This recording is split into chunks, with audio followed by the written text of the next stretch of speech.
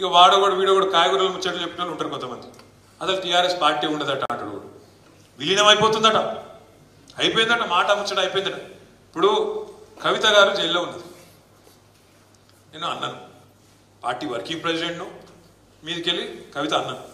మరి నేను పోయి ఢిల్లీలో లాయర్లను కలవద్దా, బెయిల్ ముచ్చట మాట్లాడద్దా, అవసరమైతే 4 రోజులు ఉండి ఏమవుతుందో విచారించొద్దా, అమ్మాయిని కలిసి ధైర్యం చెప్పొద్దా? గా పని మీద నేను పోతేనట వీడు బీజేపీలో కాలు మొక్కిండు, సీక్రెట్ల బేరం చేసుకున్నాడు. మాకేం కర్మ?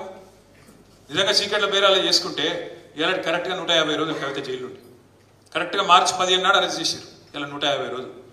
ఇలా మా ఇంట్లో ఆడబిడ్డ వీళ్ళందరి మాకు నిజంగానే వాళ్ళతో ఒప్పందం ఉంటే 150 రోజులు జైలు ఉంటుండేనా? నేను అడుగుతున్నా, మిమ్మల్ని ఒకసారి ఆలోచించు. ఒక్క కాంగ్రెస్ వాడు జైలు ఉన్నాడే రోజు? ఎవరికి మరి ఒప్పందం లోపాయి కాదు, మనకా వాళ్ళకా? మన ఇంటి ఆడబిడ్డని జైల్లో పెడితే కూడా మనం కొట్లాడుతున్నాం. ఒప్పందం లేదు, మన్ను లేదు, విలీనం లేదు, ఏది లేదు. ప్రజల్లో లీనమై పనిచేద్దాం. ఇంకో 24 ఏళ్ళు నిండింది టీఆర్ఎస్, ఇంకో 24 ఏళ్ళు అవసరమైతే ఇంకో 50 ఏళ్ళు ఉండేటట్టు బ్రహ్మాండంగా తయారు చేసుకున్నాం. అడ్డమైన ప్రచారాలు, మనం మాయమైపోవాలని కోరుకుంటే వాళ్ళు చాలా మంది ఉన్నారు మార్కెట్లో.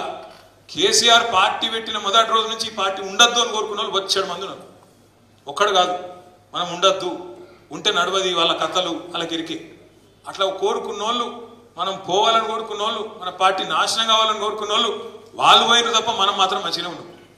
2 ఎలక్షన్లు తెలంగాణ వచ్చినాక మననే గెలిపించారు ప్రజలు.